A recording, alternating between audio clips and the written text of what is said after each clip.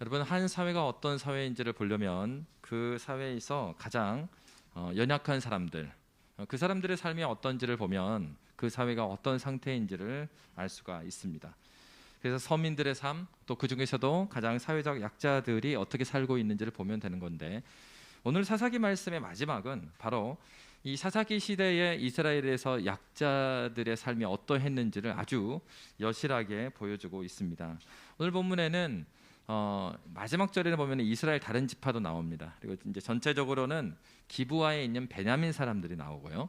그리고 또 그 베냐민 사람들 살고 있었던 그 기브아 지역에 한 사람, 에브라임에서 왔던 한 노인, 집주인이 나오고요. 그리고 또 앞에서 계속해서 스토리를 끌고 가고 있는 레위인과 레위인의 첩, 그리고 종, 그들이 오늘 본문에 등장합니다. 앞에서 본 것은 바로 그 레위인의 첩의 아버지는 어땠습니까? 레위인의 첩의 아버지는 이 딸의 문제에 대해서 이 그 레위인의 첩을 성경에서 소녀라는 단어를 썼다고 그랬잖아요. 그러니까 아직 성인이 되지 않은 그 아이를 그 첩으로 준 겁니다. 누가요? 아버지가. 거기에 소녀의 의견이 담겨져 있지 않았습니다. 그리고 이 소녀가 다시 집으로 도망왔을 때, 그때는 집안이 당할 치욕, 그리고 당시의 개념으로 하면 간음을 하고 집으로 돌아왔다. 그것도 첩이. 그러면 어떻습니까? 그 첩만 화를 입는 게 아니라 그 가족도 화를 입게 되어 있는 거죠. 그러니까 그 아버지의 관심은 어디 있었습니까? 딸의 어떠함에 있지 않았어요. 당신의 집이 당할 치욕들을 피하기를 원했습니다. 레위인은 어땠습니까? 레위인은 아내로서가 아니라 그저 성적인 대상 또는 재산으로서의 의미를 계속해서 보여주고 있어요. 사사기 말씀에 한 번도 이 레위인의 첩에 대해서 아내라는 단어를 쓰고 있지 않습니다. 특징적으로 이 19장에서 보면은 이 사람들이 누구냐, 구체적인 이름은 명하지 않고 있습니다. 사사기 저자는 굉장히 문학적인 사람이라고 그랬죠. 그렇다면 왜 사사기 저자가 앞에서는 사사들 이름을 다 말하잖아요. 관계된 사람 이름을 다 말하는데 왜 이 19장에서는 한 명 한 명의 이름을 다 밝히고 있지 않습니까? 바로 이것은 익명성 자체가 무엇을 말합니까? 당시의 사람들이 이랬다라는 것을 아주 대표적으로 보여주고 있는 것입니다. 당시의 시대상을 레위인을 통해서, 그리고 이 레위인의 천의 아버지를 통해서, 그리고 오늘 본문에서는 기브아 성에 있었던 베냐민 사람들을 통하여서 고발하고 있는 것입니다.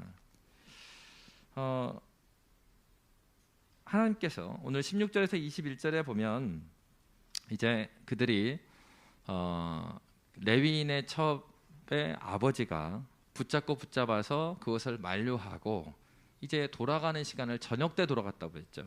돌아가는 길에 어디까지 왔습니까? 기브아까지 왔습니다. 근데 기브아까지 왔는데 그들을 환대해 주는 사람이 아무도 없었다고 그랬죠. 근데 오늘 보면 이렇게 시작합니다. 우리 16절 말씀 한번 볼까요? 16절 함께 읽겠습니다. 시작. 저녁 때에 한 노인이 밭에서 일하다가 돌아오니 그 사람은 본래 에브라임 산지 사람으로서 기브아에 거류하는 자요, 그곳 사람들은 베냐민 자손이더라. 이 노인도 베냐민 사람이 아니죠. 에브라임 산지 사람입니다. 타짓 사람입니다. 근데 17절 말씀 함께 읽겠습니다. 노인이 눈을 들어 성읍 넓은 거리에 나그네가 있는 것을 본지라. 노인이 묻되 그대는 어디로 가며 어디서 왔느냐 하니. 노인이 눈을 들어 봤다 이거예요. 여러분, 노인의 눈에 이 나그네들이 보였습니다. 노인이 누군데요? 노인도 어떤 사람입니까? 그 성에서 나그네와 같은 사람입니다. 베냐민 사람이 아닌 거죠. 여러분, 신앙생활을 해나갈 때 우리는 이것을 기억해야 돼요. 우리가 보고 있는 것이 전부가 아니라는 사실을 기억해야 합니다. 우리는 사람이기 때문에 무엇인가를 전체를 알고 판단한 듯이 보이지만 우리의 마음이 가고 우리의 같은 처지에 있는 사람의 모습은 우리 눈에 보일지 모르지만 그렇지 않는 경우에는 그게 다 보이지 않는 거죠. 노인에게 그 많은 베냐민 사람들이 있었지만 그들에게는 보이지 않았어요. 나그네가 보이지 않아요. 노인의 눈에 보입니다. 그래서 노인이 바로 배회하고 있던 이들을 부릅니다. 그런데 여러분, 중요한 것은 오늘 본문에 나와 있는 노인이 어떤 면에서는 조금 선하게 비춰지는 면이 있습니다. 근데 뒤로 가면 사실 그렇지 않다라는 것이 드러나요. 중요한 사실은 무엇이냐? 사실 나그네와 행인들에 대해서 성경은 그들을 환대하라고 가르쳤습니다. 그러니까 이것은 어떤 고대 근동의 문화이기도 해요. 이들의 문화이기도 해요. 그러니까 이들의 문화적으로 봐도 지금 이 레위인과 첩 그리고 종을 그대로 두는 거는 그건 잘못된 거예요. 그들의 문화에서도. 근데 이거는 궁극적으로 하나님께서 말씀하신 하나님의 말씀에 어긋나는 일이었어요. 왜냐하면 출애굽기 22장 21절에 보면 이런 말씀이 있습니다. 너는 이방 나그네를 압제하지 말며 그들을 학대하지 말라. 왜 그러냐면 너희도 애굽 땅에서 나그네였습니다. 기본적으로 하나님께서는 이스라엘 백성들에게 자신들과 같은 나그네에 대해서 환대하고 그들을 압제하지 말 것을. 그러니까 소극적으로는 나그네에게 그렇게 학대하고 피해를 주면 안 된다는 얘기죠. 그러니까 적극적으로는 신명기 10장 19절에 이런 말씀이 있습니다. 우리 함께 읽도록 할까요? 함께 읽겠습니다. 시작. 너희는 나그네를 사랑하라. 전에 너희도 애굽 땅에서 나그네 되었습니다. 아멘. 적극적으로 뭐 하랍니까? 나그네를 사랑하라라고 말하고 있어요. 왜? 너희도 애굽 땅에서 나그네여 되었습니다. 여러분 신약에 보면 서신서에서 어떻게 말하냐면 그리스도인의 정체성을 나그네여 행인이 된 우리가 이렇게 말하거든요. 그렇기 때문에 여러분 어떤 면에서는 이 홍콩에 있는 우리 교회의 이 정체성이 딱 그 그리스도인의 정체성이에요. 왜? 우리가 이렇게 하잖아요. 집사님이 먼저 한국에 갈지 내가 갈지 누가 갈지 하나님만 아십니다. 그리스도인들은 어떤 사람입니까? 나그네와 행인 같은 삶을 사는 거예요. 나그네와 행인과 같이 살아가는 거예요. 그렇기 때문에 나와 같이 나그네의 인생길 살아가는 거죠. 우리가 갈 본향은 어디입니까? 바로 하나님이 함께 계시는 그 하나님 나라를 향해 가고 있는 거예요. 장차 하나님과 함께할 그 하나님 나라를 예수로 말미암아 우리는 현재적으로 하나님 나라를 경험하는 사람들이죠. 그 사람이 그리스도인들이에요. 그것이 바로 어디입니까? 교회이고 그것이 어디죠? 가정입니다. 하나님께서 세우신 교회 가정을 통해서 하나님 나라가 무엇인지를 깨달을 수 있는 삶을 살아내는 것. 근데 그것이 신자의 정체성입니다. 그런데 기브아의 베냐민 사람들은 전혀 환대하지 않고 있습니다. 무엇을 대변한다고요? 당시에 이스라엘의 영적인 상태를 보여주는 거예요. 그들은 자신들에게 있어서 이 어떤 사람들에 대해서도 그들이 자신들의 유익이 되면 그들을 취하고 그렇지 않으면 이렇게 하는. 그러니까 오늘 본문에서 뒤에 어떤 말씀이 나옵니까? 이 기브아의 어떤 사람들이 와요? 불량배들이다 이렇게 표현되어 있죠. 22절에 보면은 그 성읍에 불량배들이 그 집을 애웠어요. 이 노인이 정처 없이 방황하고 있는 레위인과 레인의 첩을 자기 집으로 모셔옵니다. 레위인은 여러 가지 말하죠. 내가 사실 짐승들에게 먹일 먹이도 있고 뭐도 있고 뭐도 있고 나 부족한 거 없다 이런 식으로 말을 해요. 그러니까 이제 레위인 그 에브라임 그 집주인이 뭐라고 말합니까? 아이 그 괜찮고 내가 다 먹여줄 테니까 우리 집에 와서 쉬어. 집으로 데려왔습니다. 집으로 데려왔는데 이제 그렇게 그러니까 왜 앞에서 기브아에 있던 베냐민 사람들이 굉장히 타락했다고 말하는 거예요? 지나가는 사람이 없어서 이들을 길거리에 내버려둔 게 아니라는 사실이 22절부터 드러나는 겁니다. 만약에 아무도 지나가는 사람이 없었다면 이들이 이 에브라임에서 온 할아버지네 집으로 들어간 걸 누가 어떻게 합니까? 그러니까 그들도 지금 외부인이 자기 성에 들어왔다는 거 알았어요. 그거 안 도왔습니다. 근데 외지인이 나그네 된 그 할아버지가 이분들을 모셔갖고 섬기려고 하니까 22절에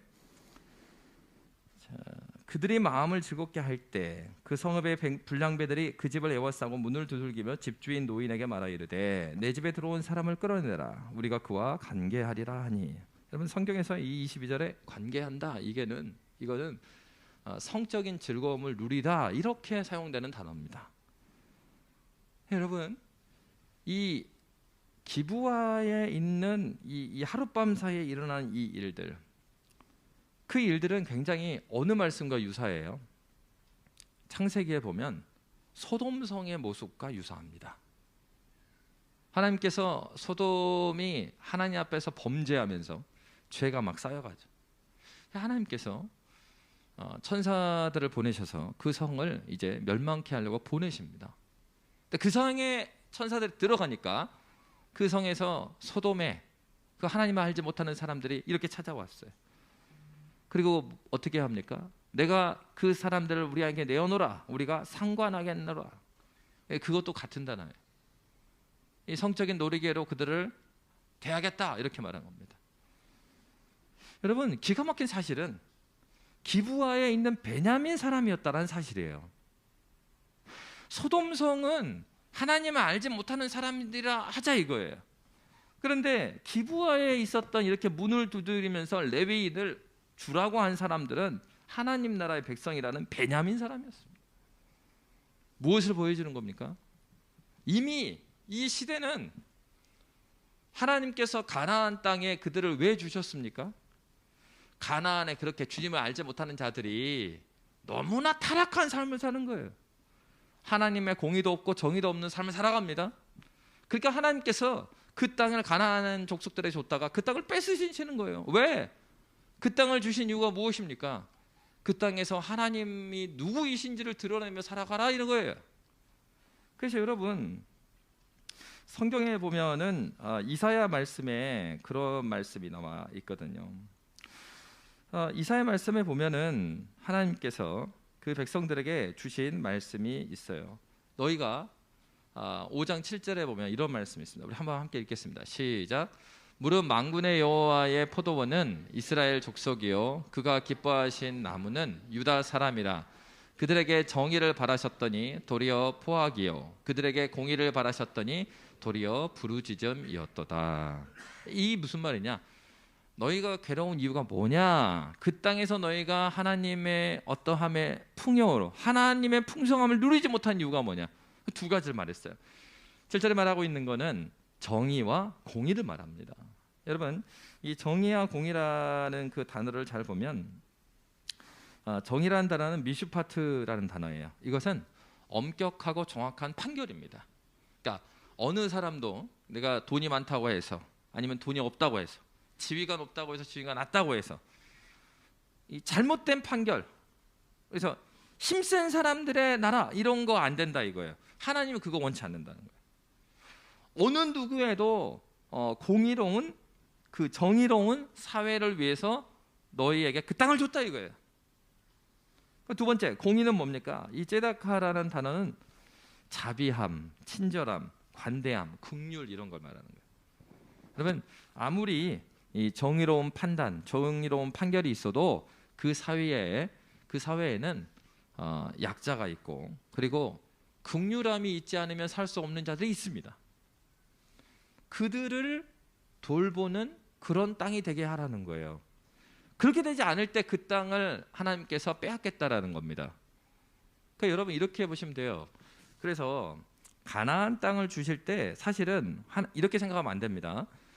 가나안 족속은 하나님께서 미워하셨고 이스라엘 백성은 하나님께서 사랑하셨다고 생각하시면 안 돼요. 그러니까 하나님의 사랑을 이런 식으로 생각하면 안 돼요. 그럼 어차피 하나님 지 새끼들만 좋아하잖아. 그런 사랑이 아니에요. 하나님은 가나안 사람들이 뭐 하나님 섬겼습니까? 아니에요. 가나안 족속이. 그럼에도 불구하고 가나안 사람들에게 오래 참고 기다리고 시간을 주셨어요. 근데 그들이 그 땅에 살아가면서 내야 될 이렇게 땅 우리 렌트로 생각하면 렌트비가 있는데 그 렌트비는 뭐냐면 공의와 정의였다고요. 좀 편한 말로 하면 사랑과 공의, 정의예요. 그런 사회를 그들이 살아갔어야 되는데 그런 사회가 아닌 거예요. 더 이상 참고 하나님의 성품상 그냥 볼 수 없는 그런 사회. 그러니까 하나님께서 거기에 그 입주자를 바꾸는 겁니다. 그러니까 이스라엘 백성들에게 그곳을 줬어요. 근데 세월이 지나니까 어떻습니까? 이스라엘 백성들도 이렇게 이사야의 증언에 의하면 그들에게 정의를 바랐고 그들에게 공의를 바랐는데 도리어 부르짖음이었다. 그들에게 그것이 없다라는 거죠. 여러분, 오늘날도 우리가 기억해야 될 것은 이런 거 여러분, 이 한국의 무속 신앙은 엄청 강력한 것이라고 그래요. 그래서 최근에 어떤 그 자료들 딱 보는데 한국의 모든 외래 종교, 소위 말하는 외래 종교들은요 다 무속화되었어요. 이게 잘 보시면 그 고려 시대를 지배했던 것은 불교죠. 근데 불교 입장에서 보면 한국의 불교는 메인 스트림에 있는 불교가 아닙니다. 이건 소승불교도 아니고 대승불교도 아니에요. 불교 굉장히 짬뽕돼 있거든요. 우리나라의 불교. 마찬가지로 그 다음에 유교가 들어오죠. 근데 유교가 들어왔지만은 유교는 우리나라 사람들이 다시 재해석을 한 게 성리학이죠. 우리식으로 바꿔내요. 근데 이 기저에는 한국 사람들의 기저에는 그 깊이 무속신앙이 들어가 있대요. 그 무속신앙의 특징은 뭐냐? 우리가 잘 되는 것을 위해서는 모든 것을 받아들여요. 그게 불교가 됐든 유교가 됐든. 그러니까 기독교는 어때요? 이제 유교 시대가 지났고 뭐가 있어요? 기독교 시대인 거예요. 기독교를 받아야 잘 될 것 같아. 그러다 보니까 성경에서 말하지 않는데도 불구하고 한국 기도의 많은 그리스도인 안에 들어가 있는 마음이 뭐냐면, 그래, 그러면 교회 다니면 뭐 잘 돼? 물어봐요. 야, 교회 다니면 밥이 나와? 교회 다니면 뭐 문제 해결돼? 뭘 위해서? 종교는 뭘 위해서 있는 거예요? 나를 위해서 있는 거. 그게 이제 무속신앙의 특징이죠. 그러니까 신앙생활을 해도, 내가 예수를 믿는다고 해도 뭐가 되면 은혜가 돼요? 내 일이 잘 되면 하나님이 나한테 복을 주셨다고 생각해. 내 일이 안 되면 하나님 나를 버리셨다고 생각해요. 여러분, 하나님께서 우리에게 주신 가장 큰 복이 무엇입니까?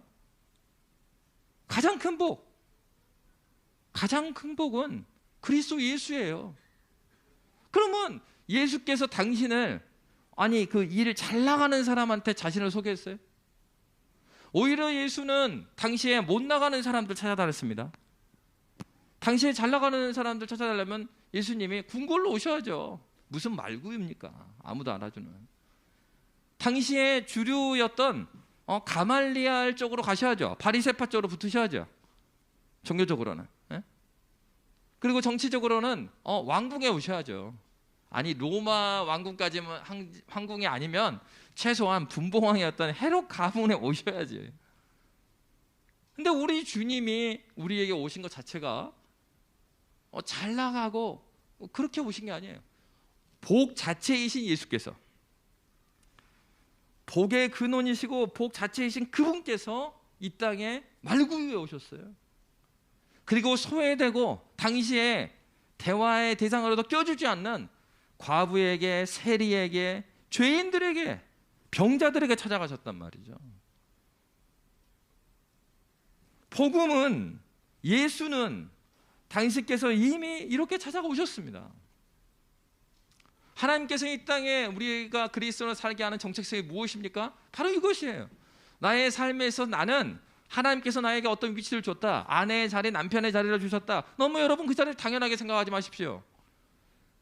내가 그 자리에 계속 살아내니까 그 자리가 지켜진다고 그런 생각하시면 안 됩니다. 왜 그렇습니까? 아이들이 많이 있지만 어떤 아이들은 자기 가정을 너무 행복한 가정으로 그리는 아이들이 있는가 하면, 어떤 아이들은 언제만 꿈꿔요? 대학 가기만 꿈꾸는 거예요. 왜? 이놈의 집구석 언제 탈출할 수 있을까? 저 어릴 때도 보면 동네 형들이 그래. 집 욕을 막 하면서, 야, 나는 고3만 끝나면 그때만을 바라고 있다. 왜 그래요, 형? 왜? 나는 여기 고등학교 졸업하고 온지 절대 안 온다, 평생. 이 동네는. 여러분, 그러한 곳에 어떻게 하나님의 공의와 하나님의 사랑을 이 아이들이 바라볼 수 있을까요? 가정이 지켜야 된다는 거는 아버지가, 어머니가 말할 것이 얼마나 많겠어요. 그러니까 그거 가족을 위해서 꼭 담을죠. 자식을 위해서 남편의 흠이 얼마나 많아요. 근데도 애들 앞에서 남편 욕하지 않아요. 우리 부모님들 보면 얼마나 욕할 게 많습니까? 우리 부모님 세대 남성들이 가족을 돌봐요? 야, 남자 일을 막지 마. 근데 밖에서만 돌아. 그래갖고 어떻게 말하냐면, 야, 가만 놔도 돼. 이제 젊은 사람들한테. 애들은 알아서 다 커. 왜? 남편들 애들 본 적이 없거든요. 그럼 놔두면 막 큽니까, 애들이? 어머니가 말도 안 하고 소가리 하면서 다 키워낸 거죠. 아버지는 그러면 놀았어요? 그렇지 않잖아요. 사회의 어려운 시절을 그렇게 보내고 자기가 굶어가면서 사회에서 얼마나 무시당하면서 돈을 벌어요. 그러니까 부모님들이 아버지는 아버지대로 어머니는 어머니대로 이것저것 할 얘기는 많지만 가족을 위해서 자기를 희생해 간 거예요. 그러니까 가정이 지켜지는 거예요. 여러분, 우리가 당연하다고 생각하는 이 가정도 우리가 그 자리에서 하나님 앞에서 이 부르신 자리가 하나님의 자리다. 내가 이 남편 때문에 아내 때문이 아니라 내가 하나님 앞에 그리스도이니까 내가 이 자리를 떠나지 않는다. 하나님 앞에 신실하게 살아간 그 부모는 부부가 다 예수를 안 믿어도 그 자녀들이 알아요. 아, 아빠가 믿는 돈은 별게 아니고 사실은 엄마가 믿는 하나님이 진짜구나. 이거 알아요. 우리의 삶으로 증명되는 거. 왜? 그 삶을 통해서 뭘 보는 것입니까? 하나님의 말씀에서 정의와 공의가 보이는 거예요. 근데 여러분, 하나님께 주신 이 가나안 땅, 사사기 시대는 어떤 시대예요? 여호수아 시대는 큰 범위에서 가나안 땅을 정복했다면 사사 시대는 이제는 각자 지파가 하나님의 그 땅에 대한 정복을 이루어내는 시대예요. 근데 세대가 지나니까 어떤 시대가 됐습니까? 이거는 가나안 땅에 원래 살고 있었던 그 사람들인지 아닌지 구분이 안 된 시대가 됐습니다. 여러분, 소돔 같은 시대의 특징이 무엇인 줄 아십니까? 그리스도인이나 비그리스도인이나 큰 차이가 없는 겁니다.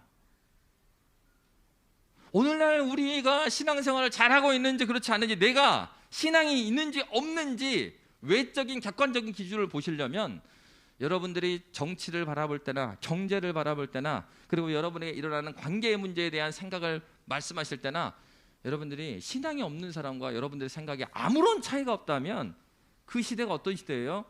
소돔과 같은 시대인 겁니다. 오늘 본문의 기브아 땅에서 어떤 일이 일어납니까? 하나님 나라의 백성이라고 하는 베냐민 사람들이 나그네를 환대하고 사랑해 주기는커녕 그 레위인을 데려와라. 왜? 상관하겠다. 성적인 놀이개로 내가 데리고 놀겠다고 끌어내려고 그래요. 근데 여러분, 얼마나 이 시대가 타락했던 시대냐면 이에 대한 답변입니다. 처음에 보면은 이제 그 에브라임에서 오신 이 할아버지가 나름 이분들을 지켜주는 것 같아요. 근데 22절부터 우리 26절 말씀 한번 볼까요? 자, 23절부터 함께 보겠습니다. 23절부터 함께 읽겠습니다. 시작. 집주인이 그 사람이 그들에게로 나와서 이르되 아니라 내 형제들아 청하노니 이 같은 악행을 저지르지 말라. 이 사람이 내 집에 들어왔으니 이런 망령된 일을 행하지 말라. 여기까지 보면은 굉장히 지금 지켜주는 것 같아요. 자, 24절 말씀 함께 읽겠습니다. 시작.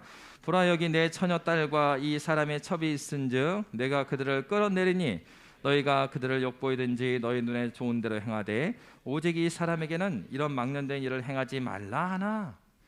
여러분, 이 할아버지의 생각을 보십시오. 이 할아버지의 생각이나 이게 쳐들어온 사람들이나 생각이 비슷해요. 그 레위인 지키겠다고, 그 손님 지키겠다고 뭐 한 겁니까? 자기 딸 내준대요. 그렇게 그 자기 딸 내주는 거, 그러니까 이것도 어쩌구니가 없어요. 뭐 딸한테 물어봤어요? 그 뭐 좋은데 내 보내는 것도 아니고. 근데 그 다음에 누구도요? 내 딸하고 누구로? 이 사람의 첩도. 너무 황당하지 않아요? 이 사람을 지키기 위해서 이 사람의 첩을 내보내는데 물어보지도 않아요. 그 뭘 보여주는 거예요? 이 할아버지의 무례함을 보여주는 게 아닙니다. 그 당시 사람들의 세계관이에요. 딸, 첩 정도는 남자들이 알아서 말하고 결정해도 그들의 생명까지도 아무 문제가 되지 않는 사회인 거예요. 근데 누가요? 지금 쳐들어온 사람들도 베냐민 사람, 답변하는 할아버지 에브라임 사람, 그리고 이 레위인 다 누굽니까? 이스라엘 사람들이에요. 이스라엘 사람들이 하는 대화, 이 대화가 말도 안 되는 내용인데 그게 소돔성에 있었던 사람들하고 하등의 차이가 없는 거예요.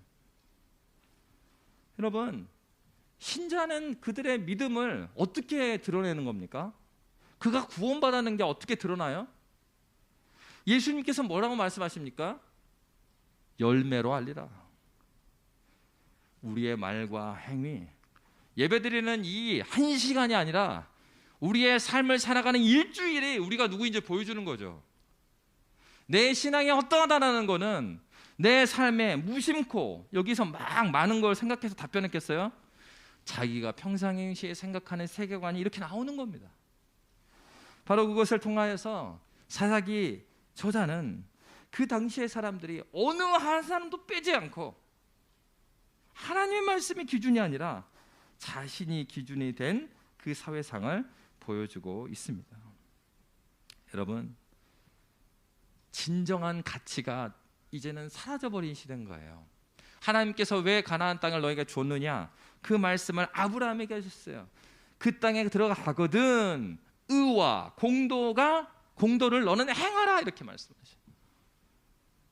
의와 공도가 여기 말하는 정의와 공의예요.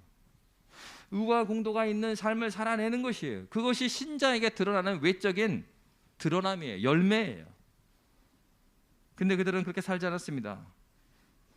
집주인은 레위인과 함께 온 남종을, 그 남종 있잖아요. 그 여기 성에 가는데 보면은 남종도 있었어요. 천만 있는 게 아니라 남종을 내보내지 않았어요.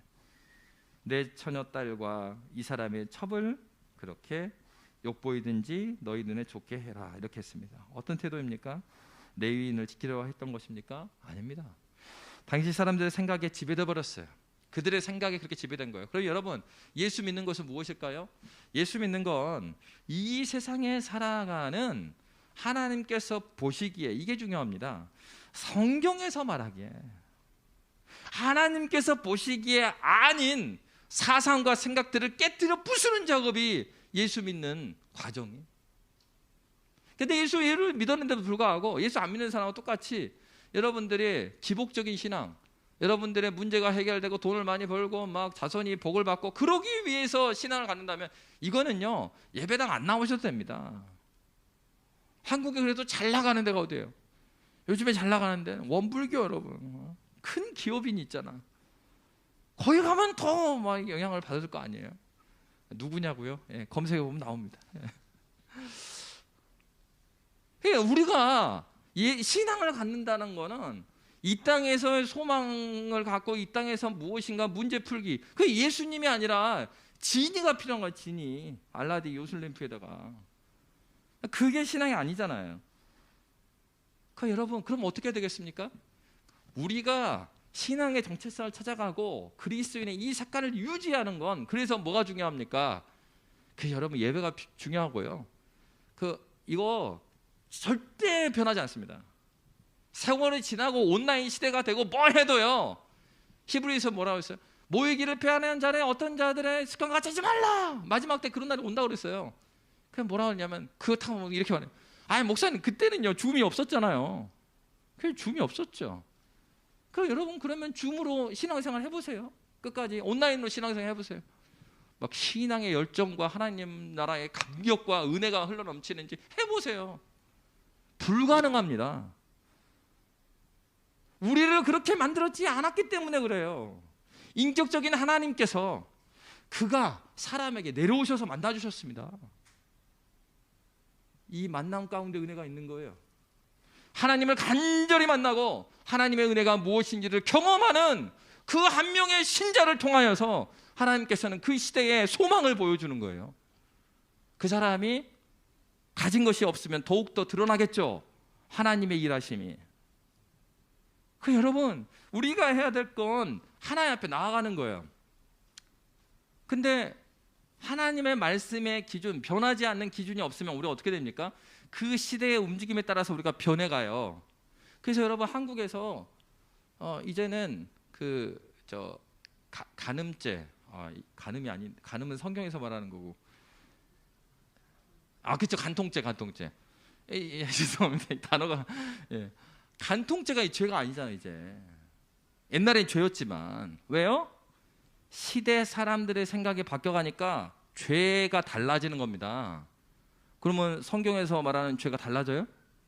아니에요. 여러분, 이 바리스타가 많잖아요. 근데 이미 한국에도 바리스타를 교육해 주시는 또 분이 있죠. 커피 맛 감별사라고, 큐 그레이더라고 하는 사람들이 있어요. 예전에 이제 교구에 그런 집사님이었어요. 근데 신방 갔는데, 목사님 죄송해요. 제가 밖에서 이렇게 뭐 식사 대접하면 좋은데 지금 제가 민감한 시기라서. 그래서 민감하다 그래갖고 뭐가 민감하지? 이야기 들어보니까 이분이 그 큐 그레이더입니다. 그래서 큐 그레이더는 커피맛 감별사는 3년에 한 번씩 계속해서 다시 시험을 봐야 되는데, 이제 이 시험이 여러 가지가 있대요. 8가지 영역을 총 22과목을 실기로 보고, 그리고 그 기간 동안에 대표적인 신맛, 짠맛, 단맛 뭐 9가지, 8가지 그 맛을 다 구분해내야 된다는 거예요. 그거를 다 패스해. 그러면 이제 이게 굉장히 좋죠. 그래서 이제 커피 진짜 전문가가 되는 거죠. 전문가로서 이렇게 하는데, 그게 영원한 게 아니라 3년 지나면 다시 시험 봐야 되는 거예요. 다시 패스해야 되는 거예요. 그러면 그 사람들은 왜 그걸 해요? 그 집사님한테 물어봤어요.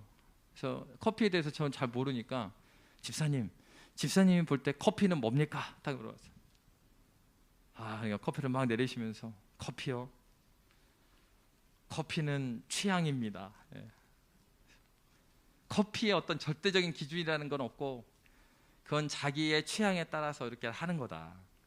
똑같이 커피를 내려도 그날의 습도, 그다음에 온도, 뭐 이런 거에 따라서 또 이 사람 커피를 마시는 이 사람의 컨디션에 따라서 맛이 달라지기 때문에 너무 기준에 맞추는 건 어려운 얘기다. 그러니까 이제 커피 막 감별사 시험 볼 때는 너무 민감해. 그러니까 외부에 나가서 뭘 먹으면 안 되는 거죠. 이 내 맛 자체가 이렇게 균형이 깨지면 안 되니까. 그러니까 집에서 본인이 만드는 음식을 우리한테 대접하고 자기 또 안 먹어. 이거를 이제 보존해야 되니까. 여러분, 커피 맛 감별사도요, 그거를 보존하려면 3년마다 자기 맛이 한쪽으로 치우쳐져 가지 않은지, 취향대로 한쪽으로 틀어져 있지 않은지 다시 그 맛을 가운데로 옮기는 작업을 하는 거예요. 하물며 하나님의 사람이라고 하는 우리들은 어떻겠습니까? 커피맛 감별사로 살아가고 해도요, 3년마다 계속 이 맛을 정중앙으로 다시 가져오는 작업을 한다니까요. 그 우리 어때요? 목사님, 저 교회 등록할 때 10년 전에 저 그거 다 끝냈거든요. 그러기로 하면은 진짜 다 박사들이에요. 박사들, 교회 박사, 말씀 박사. 물어보면 몰라. 알기라도 하면 괜찮은데, 알지 모르는 거에서 끝나는 게 아니라, 그러면 모르면은 아는 정도에서라도 살기를 하나? 아니잖아요. 신앙이라는 게 그렇게 되는 게 아니에요. 그러면 바보입니까? 제가 뭐하러 저 교회에서 17년을 훈련 받아요. 그 뭐하러 신대원을 그렇게 길게 갑니까? 목사 되려면 짧아도 5년 걸리는데. 바보예요. 회사 다니다가 월급 잘 나오는데 월급 하나도 안 주고 막 전도사 저 할 때 30만 원 줘. 30만 원. 그 차 타고 왔다고 책 사면 끝나요. 생활도 안 돼. 가족이 있는데. 근데 그걸 왜 하냐고요, 그거를. 그럼 목사들도 마찬가지죠. 신대원 3년 공부하고 그 다음에 시험 봐고 강도사 목사들 5년 하면 끝난 거예요. 그렇게 그 끝난 목사들의 나중에 목회와 설교를 봐보세요. 들을 만한 내용이 없어요. 제가 얼마나 어렵게 목사 된 줄 아십니까? 저는 심지어 학부를 신학과를 나왔습니다. 그래.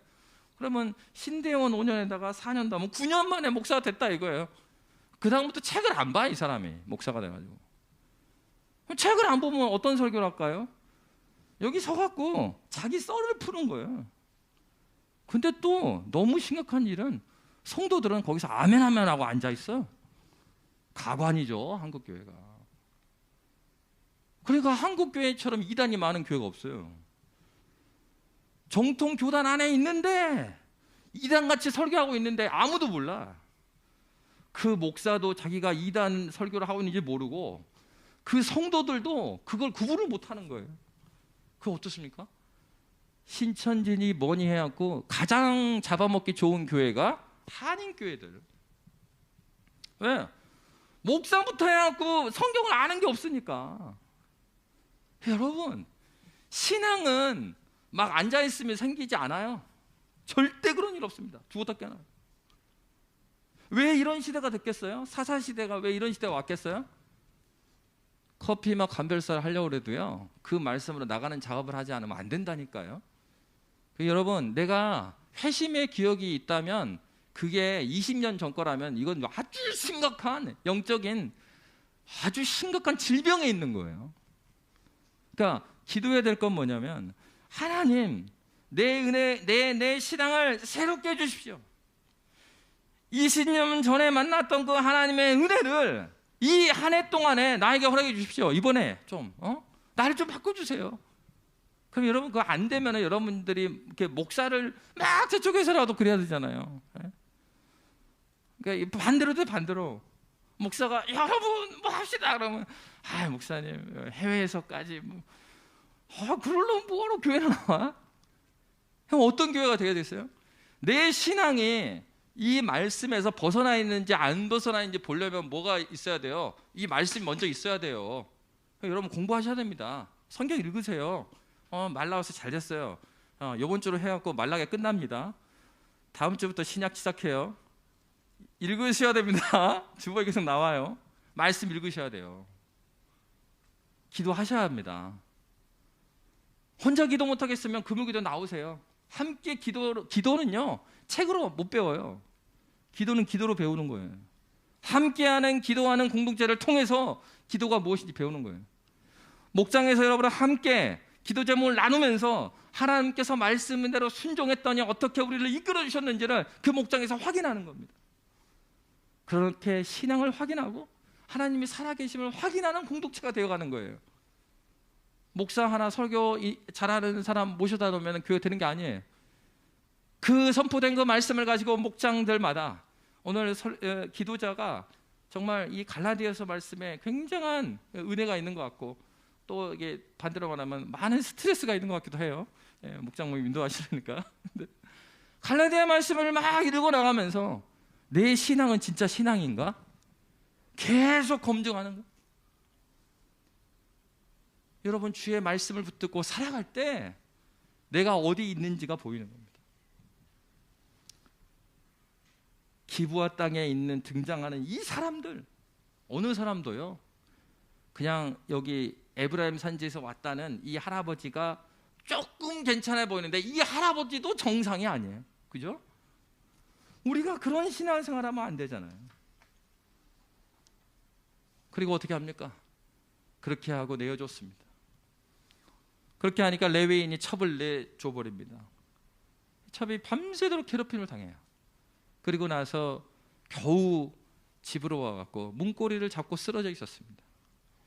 근데 그 다음날 일어나갖고 레위인이 한다는 얘기가, 그러면은 이게 성경에 보면은 아침에 일어났다고 그랬어요. 근데 자기 첩을 그렇게 내주고 잠이 온다는 것 자체가 정상이 아니죠. 근데 아침에 일어나가지고 잤다는 얘기죠. 자고 일어나가지고 문 열으니까 여종이 있어요. 첩이 있어요. 그러니까 뭐 합니까? 일어나, 함께 가자 그래요. 할 얘기가 아니죠. 그러고 나서 더 말도 안 되는 일을 하는데 가가지고 어떻게 합니까? 12토막을 내서.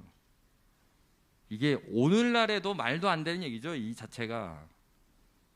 레위니까 여러분, 재물을 각을 뜰 때 얼마나 많이 각을 떠봤겠어요. 그 사람한테 지금 하고 있는 거, 또 첩한테. 그렇게 해갖고 12지파에 다 보냅니다.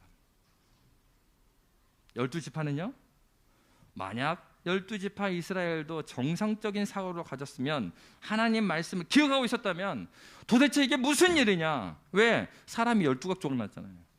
이건 있을 수 없는 일이다. 그래도 깜짝 놀란 거예요. 우리가 출애굽에서 가나안에 와서 이런 일이 있었던 적이 없다. 그랬으면 어떻게 됐습니까? 이 일이 어떻게 일어났는지 면밀히 조사해야 됩니다. 오늘 본문에서는 읽지 않았지만은 그 뒤에 말씀에 보면은 면밀히 조사하지 않아요. 레위인이 12조각을 내서 보낸 대로 그들이 그냥 군대를 모아갖고 모입니다. 그러니까 어떤 시대라는 얘기예요? 분별이 없는 겁니다. 이 사안이 어떤 사안인지를 명확하게 파악하지도 않고 감정적으로 이동하는 사회. 여러분, 하나님 말씀을 떠나가면, 아까 이야기했잖아요. 커피가 뭐냐? 취향이다. 취향대로 계속 하다 보면 그 맛이 보편적으로 신맛, 단맛, 짠맛을 구분해는 그 맛에 있는 게 아니라 자기 입맛으로 가게 돼 있는 겁니다. 여러분, 왜 여러분 우리 신앙 고백서를 읽어내고 성경을 읽을 뿐만 아니라 우리의 신앙의 선배들이 전 교회적으로 모여서 우리가 믿는 바가 이것입니다라고 고백한 신앙 고백서를 왜 새벽마다 읽어나가고 여러분한테 가르쳐야 되고 배워야 된다고 교리반 열어서 하고 왜 그러는 줄 아세요? 그 뼈대가 없으면 우리 취향대로 말씀을 듣다 보면 이렇게 가요. 가고 있는지도 모르고 가요. 그러면 안 된다 이거예요. 교회가 교회되고 그리고 하나님께서 이 땅에 우리 부르시는 소명대로 살아갈 수 있으려면 말씀으로 가야 돼요. 근데 말씀으로 가야 되는데 어떤 말씀이요? 역사적으로 우리 신앙의 선배들이 고백했던 그 신앙의 고백의 뼈대 가운데 여러분이 있으실 때 분별력이 생기는 겁니다. 큐티 정도로 만족하지 마세요. 하나님께서 왜 우리를 만드셨을까? 예수는 왜 사람으로 오셔야 됐을까? 예수, 내가 사랑한다고 하는데 하나님에 대해서 내가 알고 있나? 삼위일체 하나님이라는데 그러면 성령께서는 무슨 일을 하시나? 내 구원이라는 건 어떻게 이루어지는 것이지? 복음의 깊이와 넓이가 하나씩 하나씩 확장되어 가는 과정이 우리 신앙의 생활이에요. 여러분 어떤 신앙생활을 하고 싶으십니까? 기준 없이 취향대로 살아가는 그 인생을 살고 싶으세요? 어느 한 명도 기준이 없어서 이것이 교회가 하지 말아야 될 일임에도 불구하고 그런 구분이 없는 교회, 좋으면 좋은 것이라고 다 허용하는 그런 교회, 우리 중에 누구라도 죄인이 아닌 사람이 없습니다. 그렇기 때문에 변하지 않는 하나님의 말씀 진리가 이 교회의 중심에 있어야 합니다. 이 교회의 머리는 그리스도이시기에 그리스도의 말씀이신 이 말씀이 믿음의 선배들이 고백했던 그 하나님이 누구신가 하는 그런 신앙 고백의 터 위에 이 교회가 온전히 세워갈 것입니다. 저와 여러분이 그 신앙의 터에 견고하게 서는 믿음의 교회 되시기를 주의 이름으로 빕니다. 이 시간에 함께 기도했으면 좋겠습니다. 이 시간에 기도하실 때